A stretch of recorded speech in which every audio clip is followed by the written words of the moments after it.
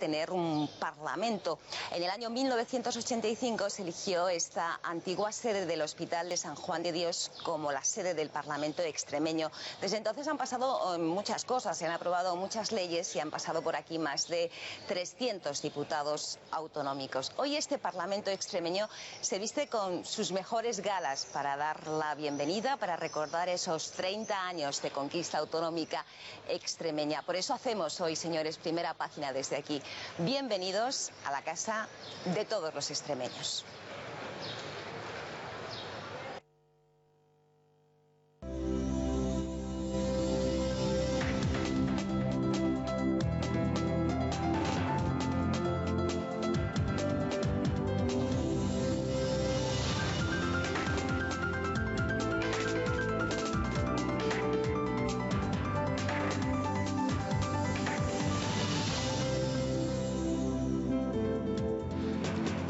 De la cultura de Mérida. Fíjense bien en estas imágenes, fue la primera reunión de nuestro Parlamento autonómico, era un 21 de mayo de 1983.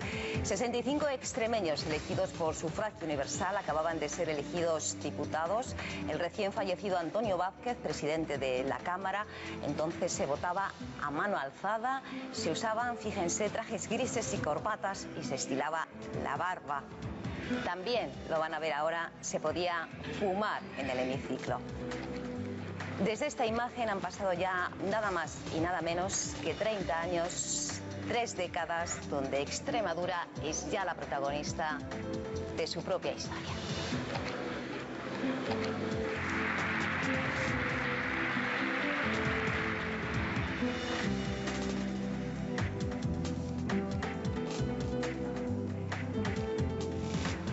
Y hoy, fíjense, estamos en ese Parlamento extremeño, lo que fue el paso siguiente precisamente a esa Casa de la Cultura de Mérida, a este Salón de la Autonomía. Después nuestro Parlamento extremeño se trasladó al hemiciclo que hoy conocemos y desde esta Sala de la Autonomía realizamos hoy primera página. Por aquí han pasado más de 300 diputados, se han aprobado más de 240 leyes y también esta Sala de la Autonomía es, por supuesto, la puerta de entrada. Cada año visitan este Parlamento extremeño cerca de 9.000 extremeños para conocer las instituciones de esta institución extremeña, de este Parlamento extremeño. Y hoy estamos de aniversario, de fiesta, se cumplen 30 años desde ese primer Parlamento y la casa de todos los extremeños se viste, señores, con sus mejores galas en un acto institucional que va a tener lugar a las 12 de la mañana aquí precisamente en este salón de plenos. Por eso hoy realizamos primera página desde aquí con la presencia, como cada mañana, de los tertulianos que nos acompañan y también con la presencia de distintos invitados, de los protagonistas que han hecho posible esta historia de Extremadura, estos 30 años de historia. Vamos a recordar, si les parece, como hacemos cada mañana en primera página, nuestras direcciones en las redes sociales y también que publicaban los periódicos, nuestros periódicos regionales hace 30 años. Fíjense, esta era la portada del Hoy. Momento histórico, decía el diario Hoy. Y el periódico de Extremadura titulaba hace 30 años, constituida la Asamblea de Extremadura. Eran esas las portadas de nuestros periódicos regionales hace, fíjese, 30 años. Esas imágenes en blanco y negro que hoy recordamos 3 décadas después. Y como cada mañana también vamos a ofrecerles los titulares de la prensa del día de hoy, de este 21 de mayo. Vamos a ver, como siempre, en primera página cuáles son los titulares de la prensa de hoy, 30 años después. Ya verán que el blanco y negro ha cambiado por el color. El diario Hoy, Rajoy, dice el diario Hoy, recortará el sueldo a decenas de miles de empleados municipales. La foto de portada a ese campeonato de pádel que se celebrará en Cáceres. El periódico de Extremadura, Cospedal, dice que el reparto del déficit será equilibrado. El diario El Mundo, Escudero y Nassarre, hace referencia precisamente a las declaraciones que tuvieron ayer a consecuencia de las investigaciones del caso Gürtel, admiten los subsidios. El diario El País, la trama Gürtel, hace referencia al mismo titular, pagó una parte de la boda de la hija de Aznar. La Razón más pide a los médicos depurar las listas de espera para ahorrar. La foto de portada es incendio que tuvo lugar ayer en Almería y que acabó con la vida de 3 militares. ABC, no vale cambiar, dice el diario ABC, dinero por independencia. Y por último, la edición del diario Expansión en Extremadura, Monago y Soraya juntos en los actos institucionales del 30 aniversario de la Asamblea de Extremadura. Y es que estará aquí presidiendo precisamente estos actos institucionales con motivo del 30 aniversario la vicepresidenta primera del Gobierno, Soraya Sáenz de Santamaría, que por cierto tendrá un encuentro a las 11:15 con el presidente del Gobierno, José Antonio Monago. No le ha dado tiempo a las ediciones digitales a recoger la que sin duda es también hoy la noticia del día, ese huracán, ese tremendo huracán que ha tenido lugar en Oklahoma en las últimas horas y que ha provocado cerca de 50 muertos, entre ellos los niños que se encontraban en una escuela. También, como cada mañana, les invitamos a participar en Primera Página. Hoy la pregunta que les remitimos a través de la página web de Canal Extremadura tiene mucho que ver con este acto institucional. Es ahora más necesario que nunca el Parlamento de Extremadura. Ya saben que pueden participar en nuestra encuesta a lo largo del día, pueden responder y los resultados de esa encuesta se los daremos a conocer en el programa El Análisis en torno a las 9:15 de la noche. Y hoy en la encuesta del día les queremos también preguntar qué estaban haciendo ustedes hace precisamente 30 años. Y fíjense lo que nos han dicho ustedes, los protagonistas de este día, los extremeños.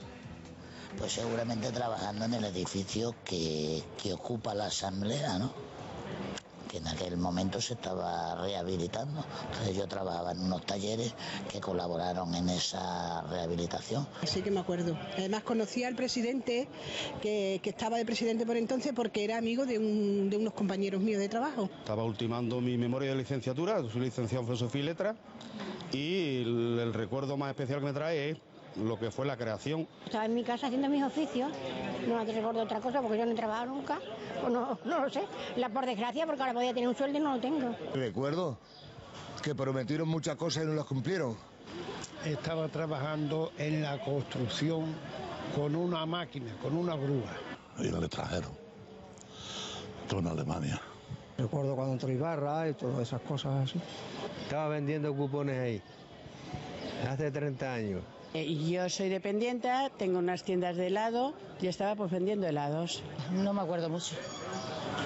No lo recuerdo mucho. En aquella fecha estábamos en otras cosas. Pues como ven, opiniones para todos los gustos, pero todo el mundo recuerda que estaba haciendo hace precisamente 30 años. Era viernes, el 83, no fue un buen año para Extremadura, hubo bastante sequía y fíjense, en el cine se estrenaba La Guerra de las Galaxias y sonaba la música de Mecano. Vamos a ver si nuestros tertulianos se acuerdan de qué estaban haciendo hace 30 años, los colaboradores de Primera Página que por supuesto me acompañan también en este programa especial. Lola Izquierdo, buenos días, directora de la cadena COPE en Tierra de Barros. Buenos días a todos. 30 años no son nada. 30, depende de cómo lo mire. Yo hace 30 años estaba estudiando las oposiciones de magisterio en Badajoz, recuerdo perfectamente ese momento. Y era un momento, como te decía ayer, en el que notábamos que íbamos a vivir muchos cambios y yo, por lo menos personalmente, estaba muy ilusionada y muy esperanzada. Vamos a tener tiempo de recordarlo. Juan Carlos Zambrano, director de la agencia de comunicación Vis a Vis, como cada mañana. Buenos días. David Vigario, corresponsal del Mundo. ¿Qué tal? Me ha costado leer un poquito la página de Expansión, ¿eh? Sí, bueno, hacía referencia fundamentalmente a la reunión que yo creo que es muy importante que va a tener la vicepresidenta con 11:15 será la cita. Y María Ortiz, directora de la cadena Onda Cero en Badajoz. ¿Qué tal, María? Buenos días. Buenos días, Indira. Muy bien. Bueno, antes de dar paso a nuestro primer invitado, que por supuesto es el anfitrión de estos 30 años, don Fernando Manzano, el presidente del Parlamento extremeño, queremos recordar también a sus antecesores en el cargo. Algunos ya no están con nosotros, pero todos tienen el mismo mensaje.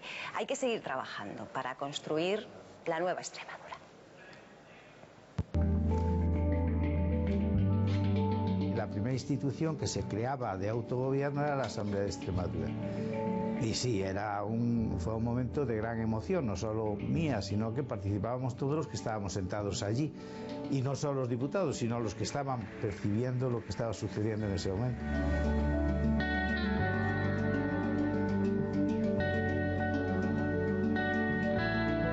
Si tú no puedes trabajar al frente de una institución, pues lo que tienes que hacer es seguir trabajando desde donde tú puedes, desde donde yo podía era desde mi escaño y seguir trabajando desde él.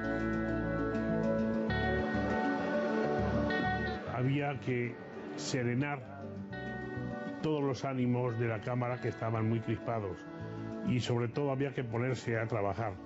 Yo preferí no dar ningún discurso y decir solo unas palabras que se resumían en lo siguiente: vámonos a poner a trabajar. Yo creo que el futuro del siglo XXI es revitalizar la vida de los parlamentos, aunque sean las instituciones más antiguas que hay. Revitalizarla y más sabiendo que ahora hay un instrumento tan importante como es la sociedad de la información y las nuevas tecnologías.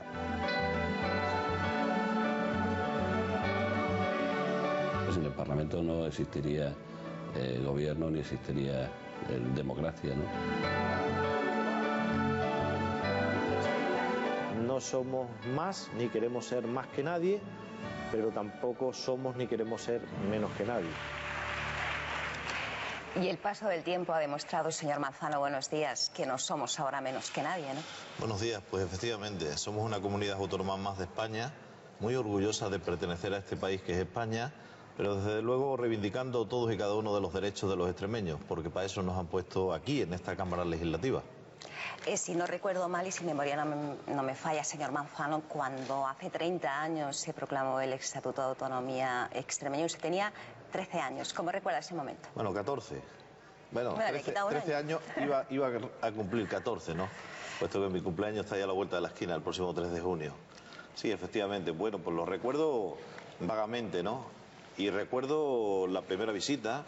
Yo entonces estudiaba la educación general básica y recuerdo que, bueno, rápidamente nos ofrecieron visitas a todos los colegios, lógicamente, y recuerdo aquella visita que produjo el colegio donde yo estaba, el Colegio de Malpartida de Cáceres, y recuerdo además también que aquella visita coincidía muy recientemente con la inauguración del primer hemiciclo que tuvo la Cámara, justo en la sala donde estamos en estos momentos, un hemiciclo construido íntegramente en madera y que tuvimos oportunidad de visitarlo pues todos los escolares en aquel momento, ¿no? Y bueno, pues recuerdo aquello como ir a un sitio espectacular, ¿no? No sabíamos exactamente qué era lo que se hacía allí, a qué era lo que se dedicaba, pero era un sitio realmente bonito y solemne, ¿no? Los actos que van a tener lugar hoy a partir de las 12 de la mañana, marcados, ha dicho usted, señor Manzano, por la austeridad. Es lógico, estamos en una situación realmente difícil y complicada y dentro de esta situación difícil y complicada no podíamos dejar pasar evidentemente esta conmemoración muy importante para la comunidad, para todos los extremeños, del 30 aniversario de la constitución de esta Cámara Legislativa, pero dentro de ese sentido de austeridad por el que estamos atravesando. En el día de ayer tuvo lugar en la Plaza de España de Mérida un acto cultural, un evento cultural, con la participación de la Coral Emérita Augusta, de la Banda Sinfónica de la Diputación Provincial de Cáceres y un conjunto de carillones, de campanas, y la verdad es que fue espectacular, ¿no? Con alrededor de 1000 personas que acudieron a esa Plaza de España de Mérida. Y hoy aquí un pequeño acto solemne en el cual están convocados todos y cada uno de los miembros de las 8 legislaturas, más los 3 presidentes, el presidente actual y los 2 presidentes anteriores del gobierno de la comunidad autónoma, y un acto también con el que vamos a contar hoy en representación del Gobierno de España, en representación del presidente del Gobierno de España, de Mariano Rajoy, de la vicepresidenta del mismo, de Soraya Sáez de Santa María. Si le parece, vamos a abrir la entrevista a los periodistas que cada mañana me acompañan en Primera Página. Una pregunta al presidente Manzano. Juan Carlos, buenos días. Breve, por favor, la pregunta, que tenemos Junta de Portavoces, ¿verdad, presidente? Antes mesa. Mesa de portavoces. Junta de Portavoces. Sí, ha comentado que cuando le trajeron a visitar esto en el colegio, no sabían exactamente qué se hacía aquí. ¿Usted cree que ahora los extremeños saben qué se hace aquí, saben qué hacen los diputados, para qué sirve el Parlamento? Yo creo que todavía hay un porcentaje muy alto de extremeños que no. Y digo esto porque a mí me ha pasado. A mí me han llegado a decir presidente de la mesa de la Junta de Extremadura, que qué cargo exactamente ocupaba yo en la Junta de Extremadura. Es decir, me han llegado a decir de todo. Entonces hay una mezcla todavía del Ejecutivo con el Legislativo.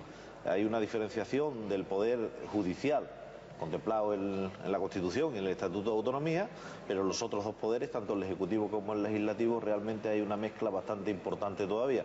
Yo creo que es un camino todavía que tenemos que recorrer desde la institución legislativa para dar a conocer a los extremeños que aquí los que nos sentamos somos la soberanía popular, lo que ellos nos han elegido libre y democráticamente, y nos dedicamos a hacer las normas de convivencia y a otra cosa muy importante, al control del gobierno, al control del Ejecutivo, que se realiza también en esta Cámara.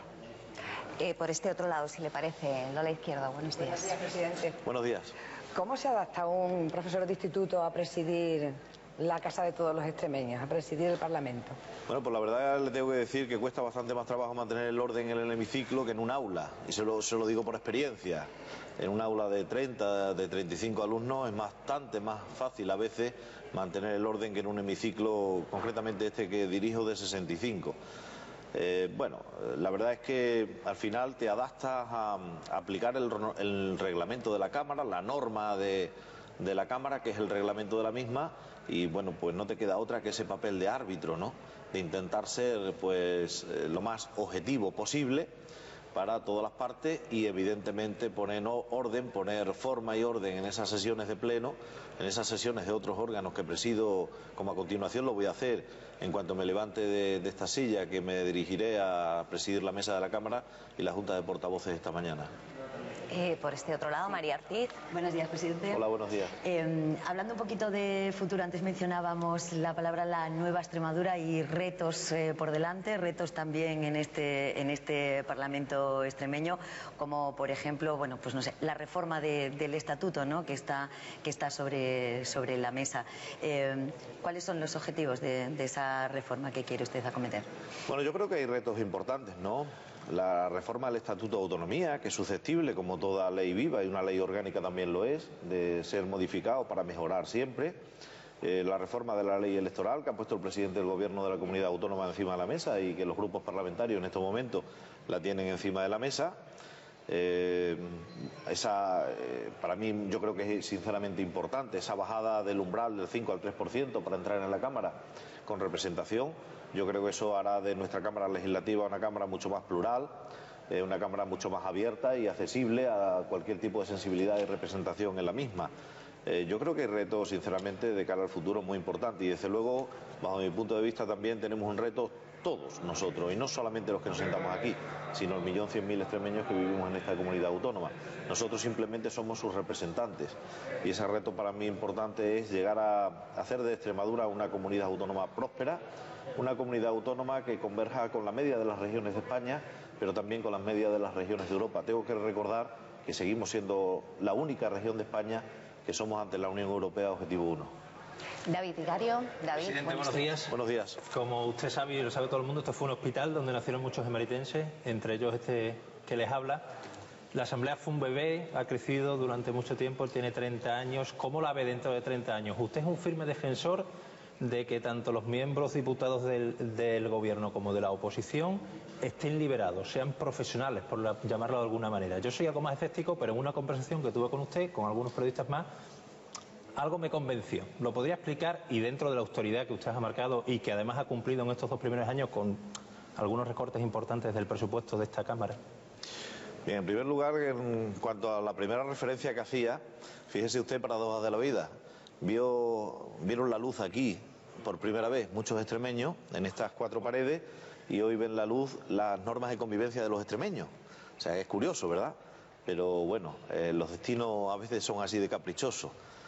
En cuanto a lo que me plantea, yo soy un fiel defensor. Yo lo he dicho públicamente y esto lo digo sin temor a equivocarme, porque lo digo con absoluto convencimiento. Incluso lo digo en contra de lo que opinan a veces miembros de la dirección nacional de mi propio partido, ¿no? ¿Se puede reducir el número de parlamentarios en el Parlamento extremeño? El Parlamento extremeño podría funcionar exactamente igual de bien con 40, con 45 o con 50. Mi respuesta es contundente, sí. ¿Tiene que funcionar con profesionalidad? Mi respuesta sigue siendo contundente, sí. Esto no es una cuestión de aficionado. Aquí no puede venir, con todo mi respeto a las asociaciones de vecinos, a dedicarse uno en el tiempo libre. Porque aquí se hacen las normas de convivencia de todos los extremeños. Esto es una cosa seria. Esto es una cosa muy seria. Por tanto, si aquí hacemos y nos dedicamos a hacer las normas de convivencia de todos los extremeños, tenemos el control del Poder Ejecutivo en esta Cámara Legislativa, aquí uno se tiene que dedicar en cuerpo y alma. Y yo, esto es una cuestión que es un ejercicio muy simple, que le digo a cualquier ciudadano. No hace falta que lo hagan conmigo, con cualquier miembro de la Cámara Legislativa. Simplemente se peguen a cualquier miembro de esta Cámara, empezando por mí hasta el último miembro de la Cámara, un lunes a las 8 de la mañana y se despeguen un domingo a las 10 de la noche y saquen sus propias conclusiones. Digo esto porque parece, o da la sensación en la calle, que solamente trabajamos los miembros de la Cámara Legislativa el día que hay pleno. Y el día que hay pleno parece que no trabajamos, parece que estuviéramos de vacaciones. Y puedo asegurar rotundamente que todos y cada uno de los 65 miembros que aquí estamos tiene una intensidad de trabajo impresionante de lunes a domingo todos los días del año. Yo suelo acuñar una frase muy popular pero que se me entiende muy bien en la calle, que digo que somos como la funeraria, servicio permanente las 24 horas. Y es que es así, porque cuando no tienes un acto de representatividad institucional, lo tienes también de tu propio partido político, o lo tienes también del propio grupo parlamentario, o tienes una reunión con un colectivo que te lo ha demandado. En definitiva, esto es un ejercicio de profesionalidad, y a esto quien se dedique tiene que ser profesional, y a esto quien se dedique tiene que ser con dedicación exclusiva, porque no se concibe de otra manera. ¿Qué empresa privada le permitiría a un trabajador por cuenta ajena faltar a su puesto de trabajo una cuarta parte de su jornada mensual? Digo una cuarta parte porque estaríamos hablando, en el peor de los casos, de 2 sesiones de pleno al mes y 3 sesiones de comisiones en la Cámara Legislativa extremeña. ¿O qué trabajador autónomo extremeño se puede permitir el lujo de faltar a su trabajo una semana cada mes? Que alguien me lo explique. Y luego con otro añadido importante. Hay una ley en España que también afecta a los políticos de las comunidades autónomas, que se llama la Ley de Incompatibilidades. Es decir, cuando se tramite una cuestión sobre educación en la Cámara Legislativa, un parlamentario que sea docente no puede participar ni en el debate ni en la votación. Cuando se tramite una cuestión de sanidad en la Cámara Legislativa, un profesional de la sanidad no puede participar ni en los debates ni en la votación. ¿Por qué? Porque no se puede ser juez y parte. Porque no se puede hacer uno a sí mismo la norma de convivencia que se está debatiendo en la Cámara. En este caso, una ley, la convalidación de un decreto, una moción, una propuesta de impulso, una de pronunciamiento o simplemente un control al Ejecutivo. ¿Alguien entendería que un médico que se siente o un docente que se siente en la Cámara le pueda preguntar al consejero de Salud y Política Social o a la consejera de Educación y Cultura sobre la situación suya en un centro educativo? Suya porque está activamente trabajando. Digo, si no tuviera dedicación exclusiva. Yo creo que hay una cosa que mis padres me enseñaron desde muy pequeño, que era, además de aquello que aprendí en el colegio y en mi formación, la verdad es que me enseñaron una cosa que lo he aplicado mucho en la vida y, mire usted, nunca me ha ido mal. Y se llama tan fácil y tan sencillo como sentido común. Y el sentido común, desde luego, había que aplicarlo más frecuentemente a todos los niveles. Sigue hoy el trabajo en el Parlamento, nos decía usted al principio, esa mesa de portavoces, a pesar de este acto institucional que va a haber lugar a las 12, no sé si tenemos tiempo para una pregunta más. Me gustaría cerrar esta entrevista haciendo un juego. Dentro de 30 años usted tendrá 74, ¿no? Estará ya jubilado. Espero. ¿Cómo cree, señor Manzano, que será la Extremadura la nueva Extremadura del 2043? Bueno, dentro de 30 años, en primer lugar, yo espero estar muy lejos de la política. Y no porque la política sea mala, sino porque soy de lo absolutamente convencido que esto debe ser un paso transitorio de la vida y no muy largo. Yo soy defensor también de las tesis del presidente Monago. Creo que hay que poner limitación a los mandatos. ¿Usted quiere ser diputado? 8 años. ¿Usted quiere ser presidente de la comunidad? 8 años. ¿Usted quiere ser alcalde? 8 años. ¿Por qué? Por una sencilla razón. Porque después de 8 años faltan fuerza, faltan ganas, falta intensidad. Faltan ideas a veces y uno no llega con ese ímpetu que cuando llega, es decir, yo con el ímpetu que he llegado el día que me eligieron presidente de esta Cámara Legislativa estoy absolutamente convencido de que hoy ya no lo tengo, absolutamente convencido de que hoy ya no lo tengo, y según vaya pasando el tiempo tendré menos. Por tanto, ganan dos cosas, gana la persona y gana la institución haciendo ese ejercicio de renovación, porque somos 1.100.000 extremeños, si aquí solo nos sentamos 65.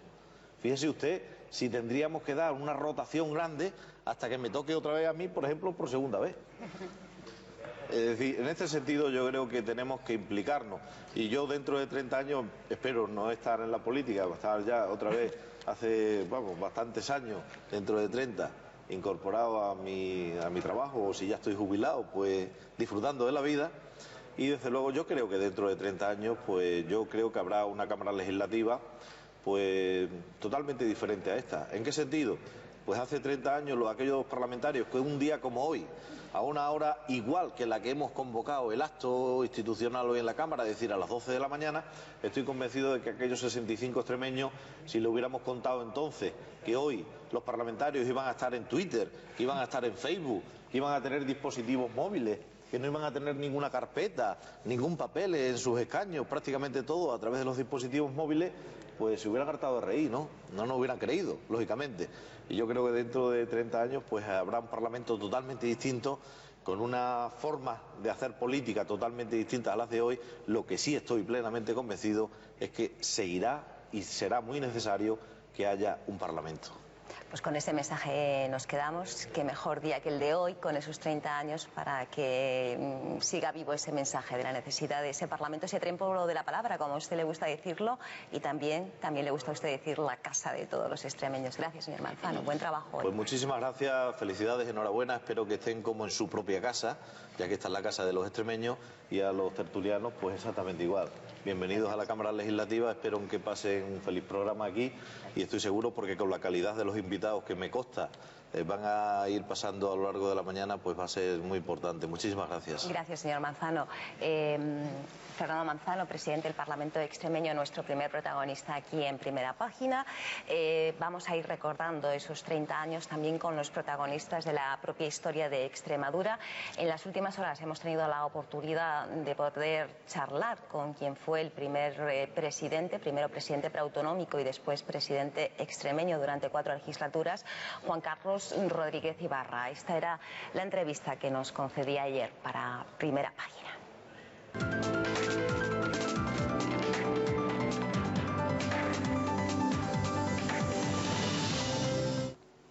El 20 de diciembre de 1982, Juan Carlos Rodríguez Ibarra se convierte en el primer presidente autonómico del gobierno de Extremadura. Fue su primer día tras permanecer después cerca de 24 años al frente de los destinos de Extremadura. Hoy Juan Carlos Rodríguez Ibarra está con nosotros en Primera Página. Señor Ibarra, buenos días. Hola, buenos días. ¿Cómo recuerda esos primeros pasos del Estatuto Autonómico extremeño? Pues cuando se aprobó el Estatuto en el mes de febrero, se constituyó un gobierno provisional con un Parlamento que presidió Pablo Castellano Cardallegué, que era diputado socialista, y durante ese tiempo, hasta que hubo las primeras elecciones, que me parece que fue el 8 de mayo, me dediqué fundamentalmente, teníamos 34 funcionarios en la Junta de Extremadura, eso era toda la Junta de Extremadura, y me dediqué fundamentalmente a ir por los pueblos de Extremadura a explicar en qué consistía lo que acababa de aprobar las Cortes Generales. Bien es cierto, y le confieso, que ni yo mismo sabía muy bien de qué estábamos hablando. No había conciencia autonómica en Extremadura.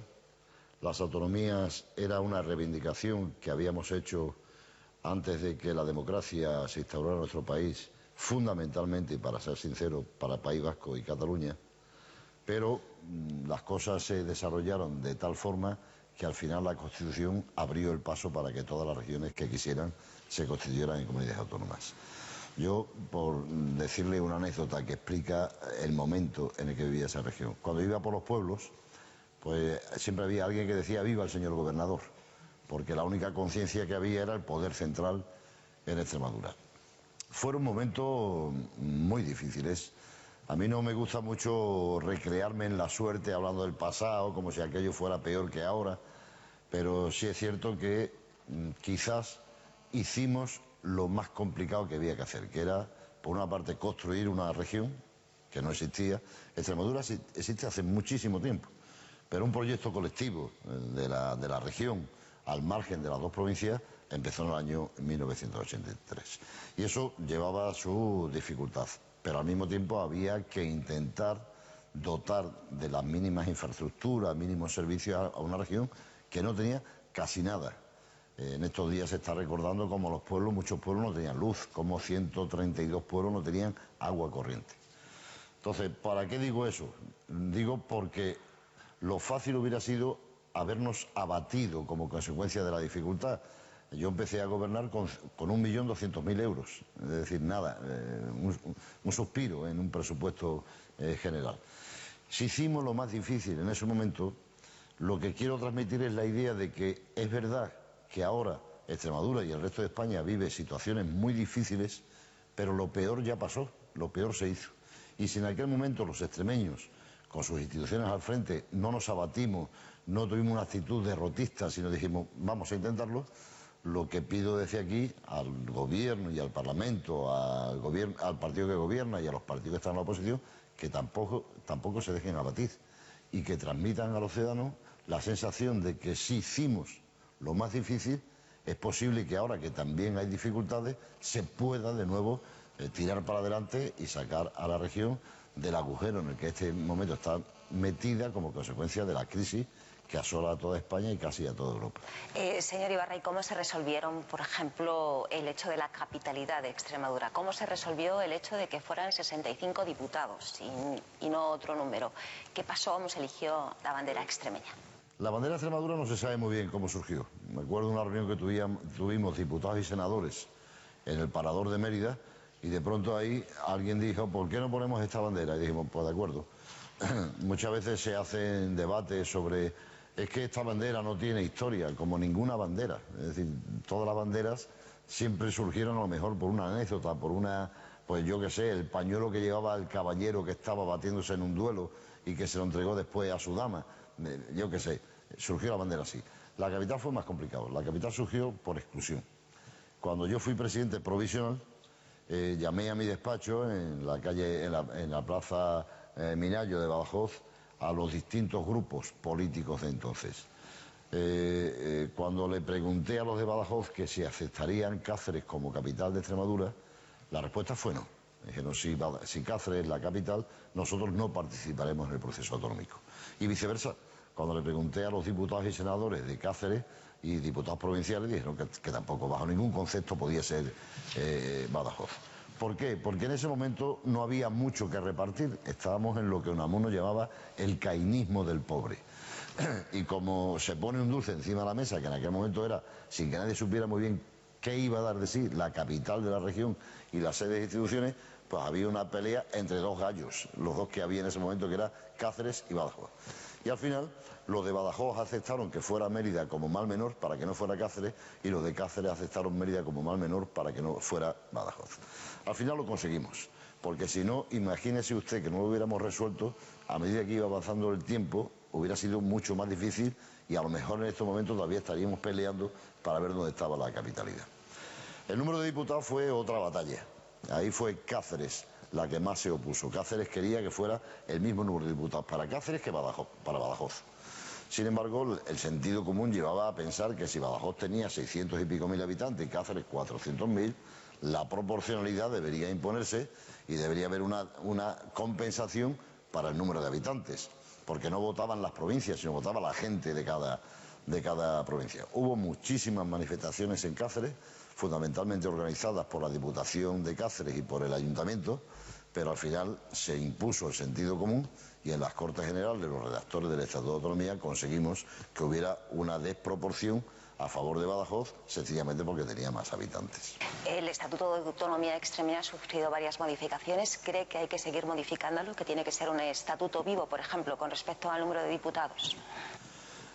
Yo he escuchado algunas veces al presidente de la Junta de Extremadura, el actual presidente, diciendo que a lo mejor había que ir a 40, 45 diputados. Quiere decir que hay 20 que no se necesitan.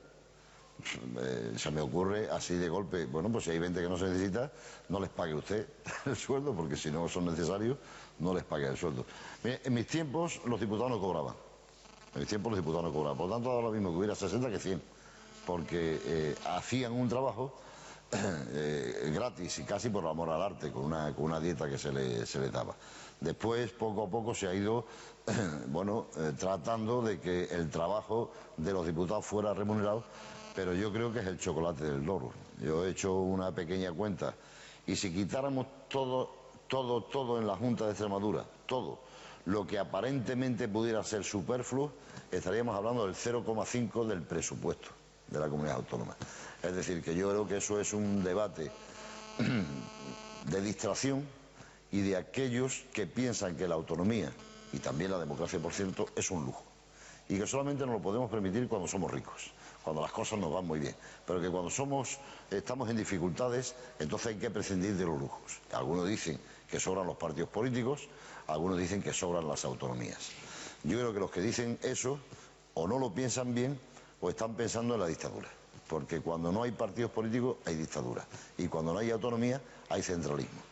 Y todo aquel extremeño que haya conocido el centralismo se dará cuenta y pensará fríamente: no podemos volver a que todo lo decida Madrid, porque cuando todo lo decidía Madrid, nosotros éramos un pueblo de migrantes.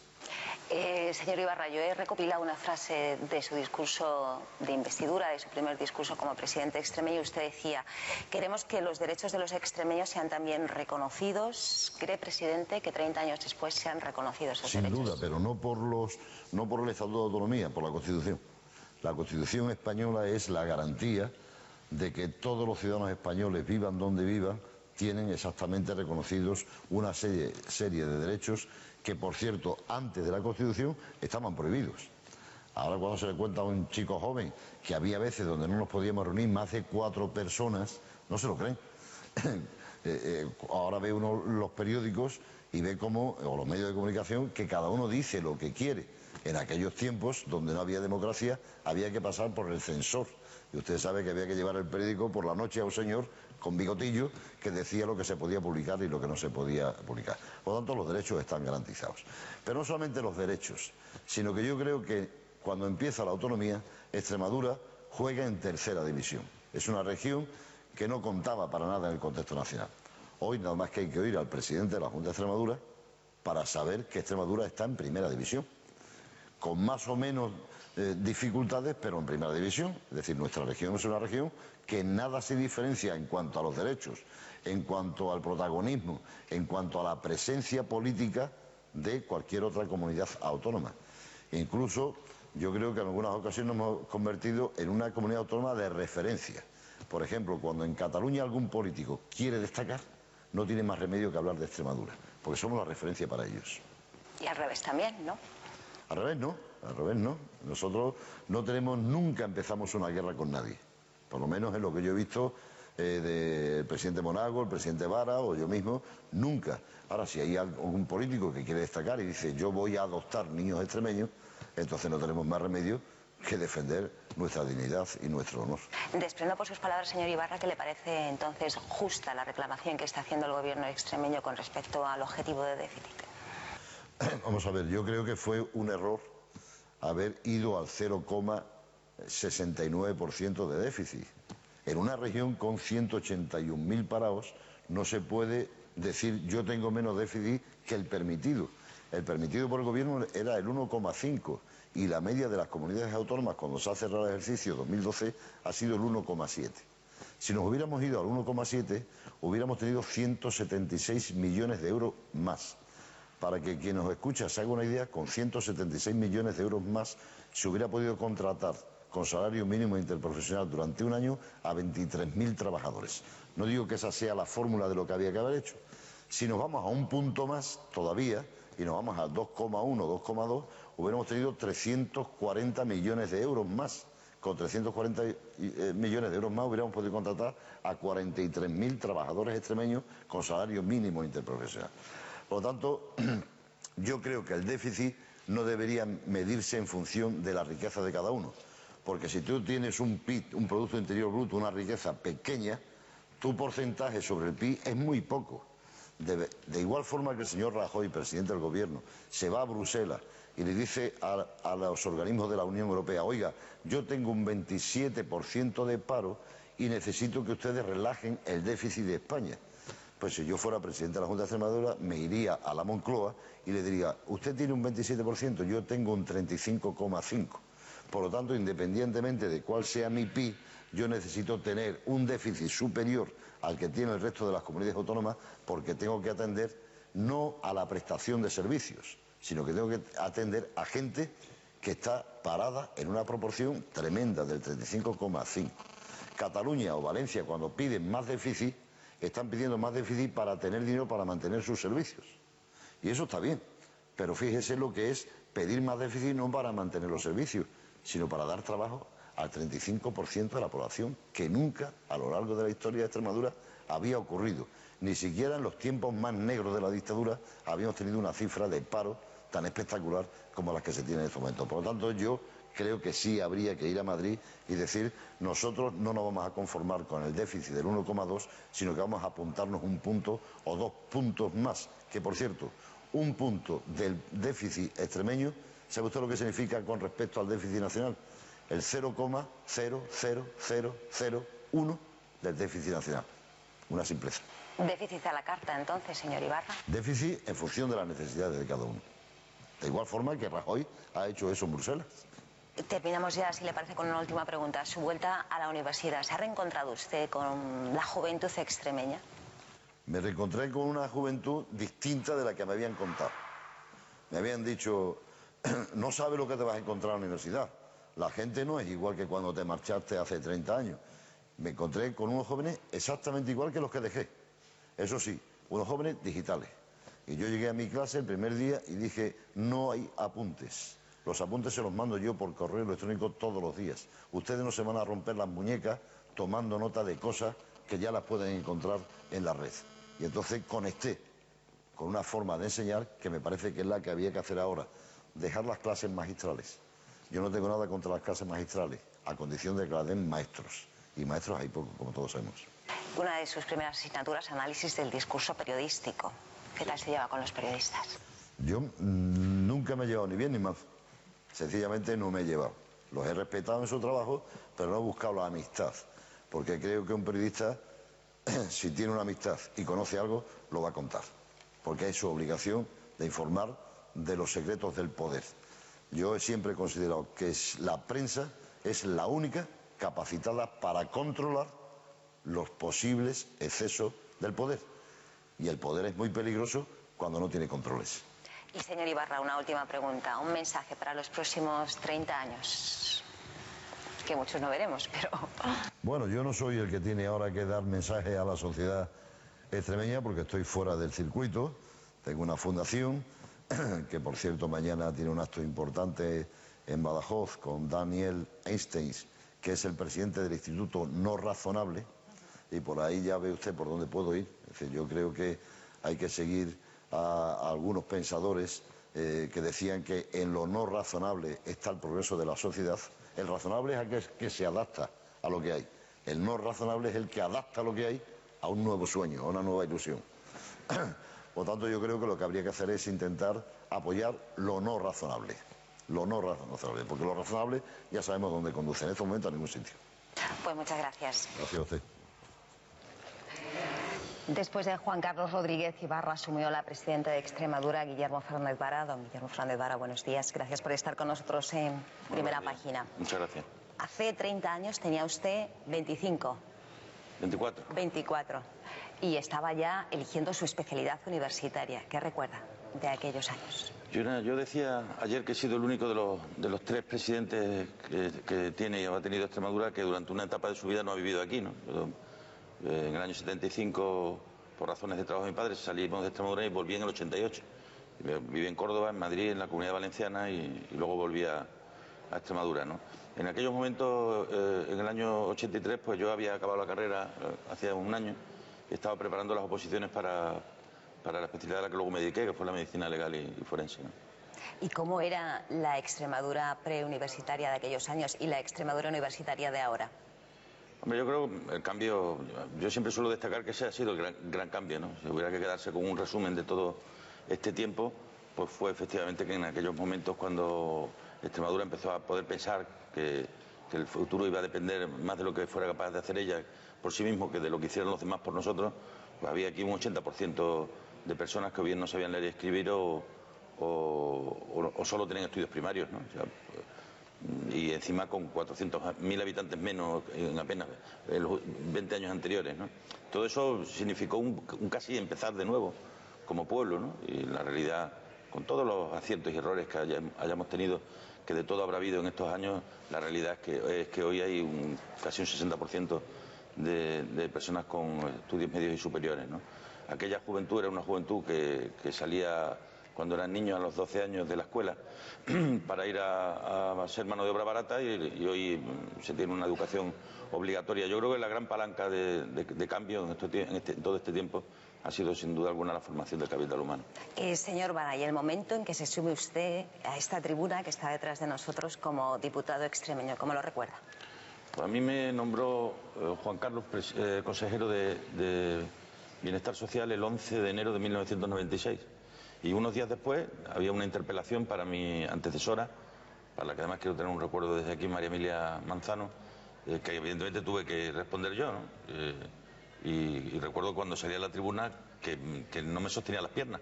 Y digo, mira tú por dónde estás. Era una experiencia que yo pensaba que no iba a vivir, ¿no? Y era una situación nueva porque además veías aquel hemiciclo con todas las cabezas, veías solo cabezas, pero como era hacia arriba, y era una situación muy peculiar realmente.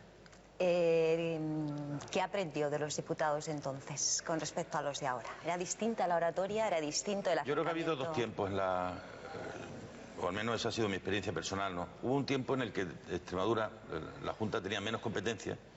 Recuerdo que las grandes competencias se empiezan a recibir a partir del 95. Primero el inserso, el 1 de enero del 96, luego educación, el 1 de enero del 2000 y luego sanidad, el 1 de enero del 2002, ¿no? Yo creo que esa asamblea previa a las grandes transferencias, creo que había mucho más debate político, porque había menos gestión. Y como había menos gestión, había menos cosas por las que preguntar o por las que discutir, o había menos cosas que dependían de nosotros, o como a veces solía decir Juan Carlos, era más necesaria en aquellos momentos la épica que nunca, porque había que creerse todo esto que se estaba haciendo, ¿no? Entonces yo creo que hubo también una generación de políticos que en aquel momento surgió y que se fue formando al hilo de esta casa, ¿no? Luego, a partir de la llegada de las grandes transferencias, yo creo que el Parlamento se parlamentariza mucho más, es decir, se convierte en un espacio donde hay un debate sobre asuntos concretos, tanto es así que dejamos para una vez al año lo que se llama el gran debate sobre la política general, que lo tendremos ahora en el mes de junio, ¿no? El día a día del Parlamento es mucho más sobre cuestiones concretas de lo que era antes. Yo creo que esos dos tiempos se han visto claramente, el que lo haya visto con un poquito de perspectiva, ¿no?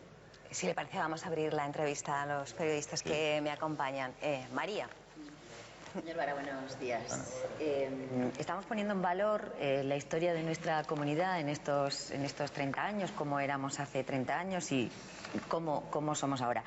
Hay un dato que no ha cambiado mucho, desgraciadamente. Es, por ejemplo, el PIB per cápita de los extremeños. Somos o seguimos siendo región objetivo 1, la única región todavía que estamos ahí casi como a la cola, según ese dato. Usted ha sido presidente de esta comunidad y su partido también ha gobernado durante prácticamente todo este tiempo. ¿Por qué Extremadura, después de 33 años, sigue estando en estos niveles, señor Vara? Hombre, pero con una diferencia clara, María, que antes estábamos a la cola con menos del 50% de la media española y ahora lo estamos con el 75%, es decir, hemos recortado casi la mitad del camino. Pues porque mientras nosotros hemos estado andando, los demás también andaban. Es decir, España no se quedó, el resto de España no se quedó esperándonos a que llegáramos, ¿no? Ellos siguieron también avanzando, ¿no? Y eso ha producido que, aunque hayamos recortado mucho, ya digo, casi a la mitad la diferencia que teníamos con la media española, subsisten algunas diferencias. No obstante, yo en esto del Producto Interior Bruto, creo que habría que manejarlo con alguna cautela, ¿no? El Producto Interior Bruto es lo que vale, el valor del conjunto de bienes, productos y servicios que se producen en un territorio en un momento dado. Yo no sé la energía que producimos en Extremadura, dónde se computa que vale, dónde se fabrica o dónde se vende. Yo no sé algunas cuestiones que han ocurrido aquí, como que, por ejemplo, una de las principales productoras de productos cárnicos como era Carcesa, la fabricación figuraba como en Monfornés del Valle en Cataluña. Es decir, aquí hay cosas que habría que ver. Yo esto de haber regionalizado los PIBs es algo con lo que no me he sentido nunca ni a gusto ni creo que sea justo, ¿no? Porque un país no es divisible en todo por 17. Y yo creo que una de las cosas que no es divisible en una economía que interactúa tanto de unas regiones con otras es precisamente el Producto Interior Bruto, ¿no? Lola Izquierdo. Don Guillermo, buenos días, ¿no? Una pregunta. ¿En qué de los 30 años, 29 o 28 años que ha gobernado esta tierra el Partido Socialista, que ha tenido mayoría absoluta casi siempre en este Parlamento, después que estamos repasando la historia, que estamos celebrando estos 30 años, ¿De qué es de lo que usted más se arrepiente? Como miembro del Gobierno, como diputado, como miembro de esta Cámara, ¿qué es lo que usted cree que han hecho peor y podían haber mejorado? No lo sé, porque es que la acción pública, la acción política no es no se puede significar por un hecho exclusivamente concreto, ¿no? Yo creo que nosotros hemos hecho cosas que han estado muy bien. Para mí, desde luego, la más importante de todas es la educación y la sanidad. Es decir, haber puesto la educación y la sanidad en Extremadura a un nivel óptimo y, desde luego, en muchos casos por encima de muchas comunidades españolas, yo creo que ha sido un gran avance, ¿no? Lo que alguien puede pensar que pudo ser en su día una decisión mala, yo la sigo sosteniendo como válida, y es la apuesta que se hizo por intentar equilibrar lo urbano y lo rural. Ahora hay quien piensa que había que haber apostado más por las grandes agregaciones ciudadanas, por las grandes concentraciones ciudadanas, es decir, por las grandes ciudades, porque Extremadura en un momento dado necesita, pues como tiene Aragón Zaragoza, o como tiene Castilla y León Valladolid, o como tiene la propia región de Murcia, Murcia, ¿no? Pero nosotros lo hicimos, y yo sigo pensando, mientras no me demuestren lo contrario, que fue una apuesta exitosa. El tiempo lo dirá, ¿eh? Si en Extremadura se acaban cerrando pueblos, pues evidentemente alguien nos podrá reprochar en su momento es que el modelo ese no era un modelo que funcionara, ¿no? Pero yo lo sigo defendiendo porque creo además que es uno de los mayores atractivos que tiene Extremadura, sin duda alguna, ¿no? Por este otro lado, Juan Carlos Zambrano. Buenos días, señor Vara. Yo le quería preguntar, en este momento en el que se encuentra su partido, ¿cree que se han adaptado a la oposición después de tanto tiempo en el gobierno? Porque parece ser que la pulsación que hay en la calle, si tenemos que hacer casos de encuestas y sondeos, es que no está gustando. Puede cuestionarse la labor del gobierno del Partido Popular, pero tampoco es que esté gustando mucho la oposición que están haciendo ustedes. Hombre, la oposición es poco lucida. Es decir, a la hora de preguntarle a la gente por qué le parece cómo está haciendo la oposición, habría que ver cuáles son los parámetros, porque uno sabe cuando está gobernando cómo te miden, en función de los resultados. Si suben los parados lo estás haciendo peor, si bajan los parados lo estás haciendo mejor. Si el resultado económico que tienes es mejor, pues favorable, si no es negativo, ¿no? Cuando estás en la oposición es más complicado. Yo reconozco que no ha sido fácil, ni le ha sido fácil al partido, ni me ha sido fácil a mí, ¿no? Cuando ves las cosas con mentalidad de haber estado gobernando durante mucho tiempo, no te resulta fácil pasar a la oposición, pero eso puedo decir que pasados 2 años está absolutamente normalizado. Es decir, yo me encuentro en el papel que los ciudadanos me colocaron, o nos colocaron, que es intentar controlar al gobierno, hacer una oposición lo más honesta posible con esta tierra, y al mismo tiempo poner alternativas encima de la mesa, que es lo que intentamos hacer cada día, ¿no? Respecto a las encuestas hay de todo, ¿eh? Hay unas que dicen unas cosas y otras que dicen otras. Yo hallo la media y me quedo en el punto exacto, y es que los ciudadanos en estos momentos piensan que las cosas van muy mal. Y frente a eso frente a lo que necesitan respuestas, ¿no? David Vicario, la última pregunta. Buenos días, señor Vara. Yo no me resisto a preguntarle por la actualidad. Hoy viene además Soraya Sáenz de Santa María. Tenemos en todos los periódicos de hace algunas semanas el tema del déficit a la carta, y a mí me gustaría conocer de una vez, y lo he dicho en este programa, por qué los extremeños o los dirigentes políticos extremeños no van de la mano en este tema, cuando además el presidente Monago, creo recordar, aquí mismo el año pasado en el debate sobre el estado de la región ya anunció que Cataluña iba a ir por ahí, y a usted le pidió un pacto en este sentido para ir a Extremadura junta, para luchar.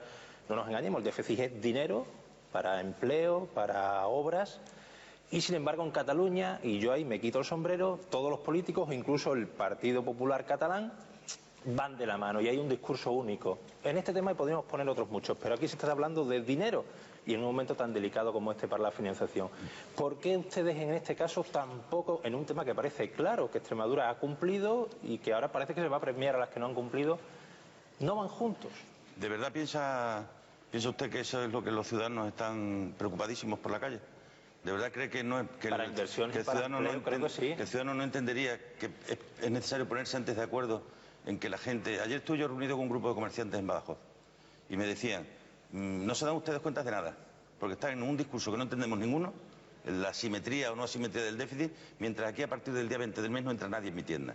Entonces, mientras no seamos capaces de darnos cuenta que la gente está en otro debate y en otro discurso, probablemente de ahí viene la desafección y la falta de sintonía con la política, ¿no? Respecto a esto, el señor Monago sabe, y el Gobierno sabe sobradamente, que a nosotros en los asuntos que podemos decir de Estado nos va a tener.